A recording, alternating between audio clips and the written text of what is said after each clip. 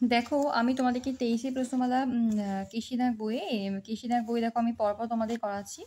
23 প্রশ্নমালা দেখো আমি করেছিলাম, দিয়ে আমি তোমাদেরকে 14 দাগ পর্যন্ত করেছিলাম। চলো আর কয়েকটা করে নিই, করে নিয়ে আমরা এখানে তোমার তারপরে লঘিষ্ঠ সাধারণ লব বিশিষ্ট ভগ্নাংশে করব। লঘিষ্ঠ সাধারণ লব মানে লবটা এক হবে এরকম আমরা করব, ঠিক আছে? কারণ আমরা দেখো আগের দিন কি করেছিলাম, আমরা আগের দিন দেখো হর বিশিষ্ট করেছিলাম, হরটা এক। তাহলে চলো আমরা হর বিশিষ্ট আর দু একটা করে নিই, তাহলে তোমাদের মানে কনসেপ্টটা ক্লিয়ার হয়ে যাবে। ধরো আমি এটা করছি, আমি তাহলে দেখো এখানে 16 দাগেরটা, চলো তাহলে 16 দাগেরটা করি। তাহলে হচ্ছে যে 16 দাগেরটা কী দিয়েছে দেখো, 7/25, 7/25, তারপর হচ্ছে যে 21/40, 7/25, তারপর হচ্ছে যে 21/40, আর একটা হচ্ছে যে 9/64। তাহলে এটা কি করে করব দেখো, কি করে করব আমি এটা। তাহলে আমাকে এটা কি করতে হবে, 25, 40 আর 64 আমি তাহলে এক মানে হরটাকে এক করব। তাহলে 25, 40 আর 64 আমি এখানে লসাগু বের করবো। তাহলে দেখো 5/25, ঠিক আছে, 5/25, 5/8 = 40, এখানে 64 পড়ে রইলো। তাহলে এখানে 8 দিয়ে যদি করি 5 পড়ে রইলো, 8 একে 8, 8 8 64।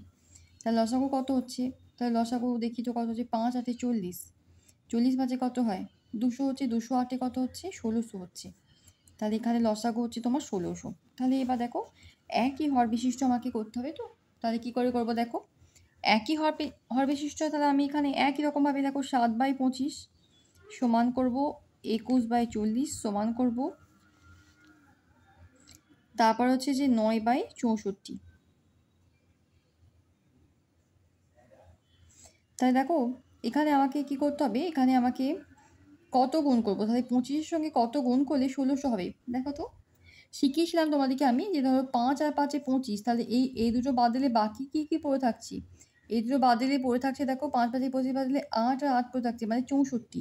তার মানে 64 গুণ করলে হবে, তাহলে 7-এর সঙ্গে আমি 64 গুণ করে দেবো। তাহলে কত হবে, 7 4 28 8 হাতে 2, 7 6 42 43 44 বাই, তাহলে হয়ে যাচ্ছে 1600। তারপর দেখো 40-এর সঙ্গে কত গুণ করলে 1600 হবে, 8 5 40, তো তাহলে এই দুটোকে বাদ দিলে পড়ে থাকছে 8 5 40, তাহলে আরও 40 গুণ করলাম, তাহলে এখানে 1600 হয়ে যাবে। আর উপরে তাহলে আমি 21-এর সঙ্গে কি করব, 40 গুণ করলাম, শূন্যটা বসিয়ে দিলাম, 21 4 4 1 4, 4 2 8। তারপরে আমি এখানে 64-র সঙ্গে কত গুণ করলে 1600 হবে দেখো, ধরো এখানে 8 আর 8 64 হয়, তাহলে 8 আর 8 যদি আমি এখানে বাদ দিই, এখানে যদি বাদ দিই তাহলে পড়ে থাকছে 5 5 25, তাহলে 25 গুণ করতে হবে। 25 গুণ করলে 9-এর সঙ্গে আমি এখানে 25 লিখলাম, তাহলে কত হবে, 9 5 পঁচাশি 5 হাতে 4, 9 2 18 4 19 20 21 22 মানে 225 বাই 1600। তাহলে বুঝতে পেরেছো, তাহলে আশা করি অনেকগুলো আমি একই রকম দেখিয়েছি, তাহলে আর তোমাদের অসুবিধা হবে না। এরপর আর একটাই দেখিয়ে দিচ্ছি দেখো, যে একই হর বিশিষ্ট মানে সেটা পূর্ণ ভগ্নাংশ দিয়ে আছে 27-এর দাগেরটা, তাহলে তোমাদের কনসেপ্ট সব ক্লিয়ার হয়ে যাবে। আচ্ছা একটা কথা বলে রাখি, অনেকেই দেখছি তোমরা বলছিলে যে কৃষির আগে পরের দিকেগুলো, অর্থাৎ মানে ধরো এই যে একেবারে পরের দিকে দেখো আমি এখানে এটা খুব ভালো একটা অনুশীলনী, এই অনুশীলনীটা এই যে এটা হচ্ছে 31 প্রশ্নমালা আমি করেছিলাম। আচ্ছা অনেকেই বলছিলে যে সেই 37 38 যে এই যে 34, তারপর 37, হ্যাঁ 38 এগুলো করাবো কিনা, দেখো সব করাবো, একটু সময় তোমাদেরকে একটু ধৈর্য ধরতে হবে। আমি সবই আস্তে আস্তে এখানে অনেক সুন্দর সুন্দর শতকরা, ঐকিক নিয়ম, লাভ ক্ষতি সমস্ত আছে সব আমি এগুলো তোমাদের, তারপর হচ্ছে যে জ্যামিতি, সব পরিমিতি, এগুলো আমি তোমাদের শিখিয়ে দেবো। আর এগুলো কিন্তু ভীষণ ভীষণ দরকার তোমাদের মিশন পরীক্ষা দেওয়ার জন্য, যারা সামনে দেবে তারা সমস্ত পদ্ধতিগুলো শিখে রাখো। আর কিছু কিছু অঙ্কে তোমাদেরকে আমি দেখবে একক শেখাই, যেমন 1 টাকা মানে ক আনা, 1 আনা মানে ক পাই, সেগুলো তোমরা না একটা খাতায় একটা জায়গায় লিখে রাখবে। কারণ দেখো কেশিন আগে যেগুলো দিয়ে দিচ্ছি সেগুলো কিন্তু খুবই খুবই ইম্পর্টেন্ট। চলো তাহলে এবার তাহলে আমরা ওইটা করে নিই। আচ্ছা হ্যাঁ, ওটা হচ্ছে যে তোমার আমি তো বইটা বুঝিয়ে দিচ্ছিলাম। আচ্ছা এটা হচ্ছে কত দাগে দেখো, তাহলে হচ্ছে আমরা করছিলাম 23 প্রশ্নমালা, হ্যাঁ আমরা 87টা করছিলাম, আমরা এটা করছি, ঠিক আছে? তাহলে দেখো 87 কী আছে, পূর্ণ দিয়ে একটা করি, 3 পূর্ণ 1 8, তারপর হচ্ছে যে 3 4, তারপরে 7 পূর্ণ 5/12, তারপর হচ্ছে 8 পূর্ণ 7 পূর্ণ 5/12 হচ্ছে 8 পূর্ণ 11/12। তাহলে আমরা সব কটাকে প্রথমে আগে পূর্ণ, এগুলো পূর্ণ মানে এগুলো হচ্ছে মিশ্র ভগ্নাংশ, এটাকে অপ্রকৃত করবো। ৮ ৩ 24 আর ১ 25/8। তারপর ৩ 4টা যেমন আছে রেখে দিলাম। ৭ পূর্ণ 5/12কে আমি যদি করি তাহলে কত হচ্ছে ১২ 7 84 আর ৫-এ ৮৫ ৮৬ ৮৭ ৮৮ ৯০ ৮৫ ৮৬ ৮৭ ৮৮ ৮৯ মানে ১২ ৭ ৮৪ আর ৫ তাহলে হচ্ছে ৮৯ হচ্ছে। হ্যাঁ, ৮৪ আর ৫-এ ৮৯ হয়, তাহলে ৮৯/১২। আর একটা হচ্ছে যে দেখো ৮ পূর্ণ 11/12, তাহলে এটা কত হয় দেখো আমরা দেখে নেবো। ১২ ৮-এ ৯৬, ৯৬ আর ১-এ ৯৭। এবার দেখো তাহলে ৮ ৪ ১২ আর ১২ লসাগু আমাকে করতে হবে। তাহলে আমি ধরো আমি এখানে যদি করি ৮ ৪ ১২ আর ১২, ৪ দিয়ে আমি যদি করি ৪ দুগুণে ৮, ৪ একে ৪, ৪ তিনে ১২, ৪ তিনে ১২, তাহলে ৩ দিয়ে যদি যায় ২ ১ ১ ১, তাহলে লসাগু কত হচ্ছে ৪ তিনে ১২, ১২ দুগুণে ২৪ হচ্ছে। তাহলে ২৪ এটা হচ্ছে লসাগু। তাহলে ২৪ যদি লসাগু হয় ৮-এর সঙ্গে কত গুণ করলে আমার এখানে ২৪ হবে? ভালো করে দেখো, ৩ গুণ করলে, তাহলে ২৫ গুণিত ৩ গুণ করলে কত হচ্ছে? ২৫ তিনে ৭৫। আচ্ছা, ৪-এর সঙ্গে আমি কত গুণ করব? তার ৪ ৬-এ কত হচ্ছে? ২৪। তা ৩-এর সঙ্গে আমি ৬ গুণ করব, হয়ে যাবে ১৮। তারপর দেখো ১২-র সাথে আমি কত গুণ করছি? ২ গুণ করছি, দেখো হচ্ছে ২৪। ১২-র সঙ্গে ২ গুণ করে ২৪, তাহলে ৮৯-এর সঙ্গে যা আছে তোমার কোনো চিন্তা নেই, তুমি খালি গুণটা করে নেবে। ২ ৯ ১৮, ৮ হাতে একটা, ২ হাতে ১৬, ১-এ ১৭। তারপরে আবার এখানে দেখো ১২-র সঙ্গে কত গুণ করছি? ২ গুণ করছি, তাহলে হচ্ছে ২৪। আর ৯৭-এর সঙ্গে তাহলে দেখো আমি ২ গুণ করব, হয়ে যাবে ২ 7 14, ৪ হাতে রইল ১, ২ ৯ ১৮, ১-এ ১৯। দেখো খেয়াল করো প্রত্যেকের হর কিন্তু এক, কারণ আমাকে তো বলেইছে যে হরটা যেন এক হয়, সাধারণ হর বিশিষ্ট। এবারে চলে যাবো নেক্সট। দেখো লঘিষ্ঠ সাধারণ লব বিশিষ্ট, লবটাকে এক করতে হবে। চলো তাহলে আমরা একটা করি। ৩০-এরটা বলছে ১২/১৭, ১৮/২৩। কীভাবে করবো দেখো। ৩০ ১২/১৭ দিয়েছে, এটা একটা দিয়েছে, আর হচ্ছে ১৮/২৩। আর বলে রাখি একটা কথা, এর মাঝখানে ওই প্রণবেশ যারা ক্লাস 5 আর 4 এই অঙ্কগুলো আমরা করাবো। আগে কেসি নাগিটা শেষ করিয়ে দিই, তারপরে ওইগুলো করাবো, ঠিক আছে? আস্তে আস্তে তোমরা করো। তোমাদের পরীক্ষা তো নভেম্বর ডিসেম্বর নাগাদ হয়। সব কম্পিটিটিভ যে তোমাদের মিশনের পরীক্ষাগুলো বা তোমাদের অ্যানুয়াল পরীক্ষা, তার আগে তোমাদের হয়ে যাবে এবং তোমরা সব কিছু শেষ করে নিতে পারবে। দেখো বলছি ১২ আর ১৮, তাহলে কৃষি নাগ বইটা তো খুব একটা মানে গুরুত্বপূর্ণ বই এবং এখানে অনেক সুন্দর সুন্দর নিয়ম আছে। তো সেই জন্য এই বইটা তোমাদের, যদিও প্রণবেশ জানা বইগুলো খুব ভালো, ক্লাস 5 আর 4টা বেসিক, 3টাও খুবই ভালো, 3টাও তোমরা সব দেখবি। যারা প্রাইমারি কোর্সে যারা 4-এ পড়ো তারা 3টা দেখতে পারো। এবার আমি এইটাকে যেহেতু এক করতে গেলে লবের লসাগু করবো। এবার দেখো তাহলে ১২ আর ১৮ আমি যদি লসাগু করি তাহলে হচ্ছে যে ৩ ৪-এ ১২, ৩ ৬-এ, ২ দুগুণে ৪, ২ ৩-এ, তাহলে হচ্ছে যে লসাগু কত হচ্ছে? ৩ দুগুণে ৬, ৬ দুগুণে ১২, ১২ তিনে ৩৬। তাহলে এবার ১২/১৭ করবো। আমাকে তো সাধারণ লবটা এক করতে হবে। আর ১৮/২৩ করলাম।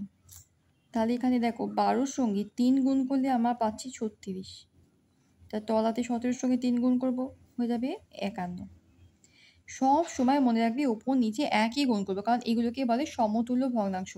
ওপরে যা গুণ করছি নিচতে তাই গুণ করছি, তবেই না এটার মানটা এক হবে। তারপর দেখো ১৮-এর সঙ্গে আমি ২ গুণ করছি, তার ২৩-এর সঙ্গেও আমি ২ গুণ করছি, তাহলে ১৮ দুগুণে ৩৬ হচ্ছে আর ২৩ দুগুণে ৪৬ হচ্ছে। তারপরে এবার দেখো এইটা হয়ে গেছে। আচ্ছা, তাহলে তোমার অ্যান্সার হয়ে যাচ্ছে এইটা, ঠিক আছে? আচ্ছা, এরপরে চলো আরেকটা দেখে নিই আমরা। এই যেমন ধরো আমরা ৩২-এটা দেখি। ৩২-এটা ৯ পূর্ণ ৫/৮ আছে আর ১২ পূর্ণ ৪/৭ আছে। প্রথমে পূর্ণ ভাঙবো। ৮ ৯ ৭২ আর ৫-এ কত হয়? ৭৩ ৭৪ ৭৫ ৭৬ ৭৭/৮।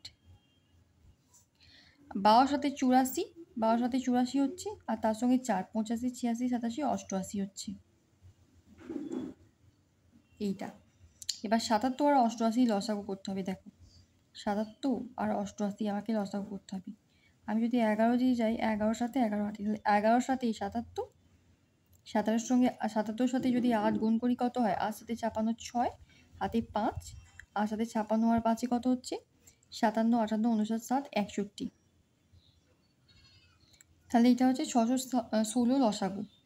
তাহলে দেখো ৭৭-এর সঙ্গে আমি কত গুণ করলে ৬১৬ পাবো? দেখো ১১ সাথে ৭৭ হলে এই দুটো বাদ দিলে পড়ে থাকছে তাহলে ৮, তার মানে ৮ গুণ করতে হবে। তা নিচুতেও আমি তাহলে কি করব? ৮-এর সঙ্গে ৮ গুণ করব। তাহলে দেখো ওপরটা হয়ে যাচ্ছে ৬১৬ বাই ৮ আছে ৬৪। আবার এখানে দেখো ৮৮-র সঙ্গে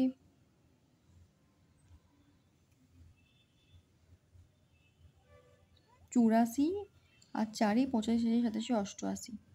আচ্ছা, এটা আমি ইংলিশে লিখে দিচ্ছি। এটা ৮৮, হ্যাঁ? ৮৮, ঠিক আছে? এইটা ৮৮। লসাগুটা ঠিকই করছি, ৭৭ আর ৮৮। দেখো ৭৭ আর ৮৮ লিখেছি এখানে। এইখানটা আমি এটা ইংলিশে লিখে দিয়েছিলাম। তাহলে ৮৮ তো? তাহলে দেখো এখানে আমি ৮৮-র সঙ্গে কত গুণ করতে হবে? ১১, ৮-এ ৮৮, তাহলে ৭ পড়ে রয়েছে, তার মানে ৭ গুণ করলে আমি ৬১৬ পাবো। ৬১৬, তার তলাতেও আমাকে ৭-এর সঙ্গে ৭ গুণ করতে হবে, দিয়ে হয়ে যাবে হচ্ছে ৪৯। তাহলে বুঝতে পেরেছো? তাহলে প্রথমে আমি এখানে মিশ্র থেকে অপ্রকৃত করলাম, তারপরে লব দুটো আমি লসাগু করব, লসাগু করে লব দুটোকে এক করব। কেন কি আমাকে বলেছে? লঘিষ্ঠ সাধারণ লব বিশিষ্ট। ঠিক আছে? আচ্ছা, তাহলে দেখো আমাদের এই প্রশ্নমালা যে ২৩ প্রশ্নমালা শেষ হয়ে গেছে, খুব সুন্দর সুন্দর অঙ্ক।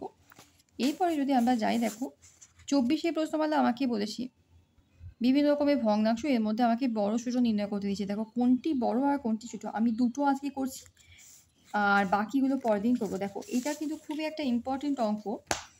বলছি আমাকে কি বলছে, দেখো আমাকে বলেছে যে ভগ্নাংশের মধ্যে ছোট বড় নির্ণয় করতে।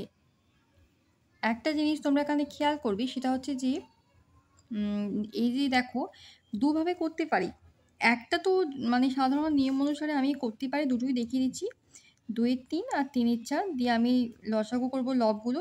৩ আর ৪-এর লসাগু যদি করি ১২ হয়, তাহলে ৩-এর সঙ্গে ৪ গুণ করলে ১২ হচ্ছে, তাহলে উপরেও আমি এর সঙ্গে ৪ গুণ করবো, তাহলে ৮ আসছে। আবার ৪-এর সঙ্গে এখানে দেখো ৩ গুণ করে ১২ আসছে, তাহলে ৩-এর সঙ্গে আমি ৩ গুণ করলে ৯ আসছে। তাহলে দেখতেই পাচ্ছ কে বড়? এ বড়। তাহলে আমাকে তো বলেছে যে কোনটা বড় কোনটা ছোট, তাহলে আমি দেখতে পাচ্ছি এ বড়, তাহলে ৩-এর ৪ হচ্ছে বড়। তার মানে এটা আমি গ্রেটার দ্যান লিখতে পারি। কার থেকে বড়? এর থেকে বড়। তাহলে ৮-এর ১২ মানে ২-এর ৩, তাহলে এর থেকে বড়। আচ্ছা, আর একটা জিনিস দেখো, একটা খুব সহজ নিয়ম আছে। ২-এর ৩ আর ৩-এর ৪ যদি তোমরা এরকম পাশাপাশি লিখে যদি করো, দেখো তাহলে কি হচ্ছে, এইখানে ধরো এখানে ৪ দুগুণে ৮ হচ্ছে, ৪ দুগুণে ৮ আর ৩ তিরিকে ৯ হচ্ছে। কোনাকুনি গুণ করবে, ৪ দুগুণে ৮ আর ৩ তিরিকে 9। কোনাকুনি গুণ করলে তো যার মাথার উপরটা বড় হবে, তাহলে এর মাথার উপরটা বড়, তাহলে এই বড়। দেখো মিলেও যাচ্ছে, দেখো এ বড়। ভালো করে শোনো, কোনাকুনি গুণ করবি, ৪ দুগুণে ৮, ৩ তিরিকে 9। যার মাথার উপরে বড় সংখ্যাটা হবে সেই ভগ্নাংশটা বড়। এই ভগ্নাংশটা বড়। দেখো এখানে প্রমাণিত হয়েছে এই ভগ্নাংশটা বড়। বুঝতে পেরেছো? আচ্ছা, বাকিটা আমি পরদিন করে দেবো। Thank you.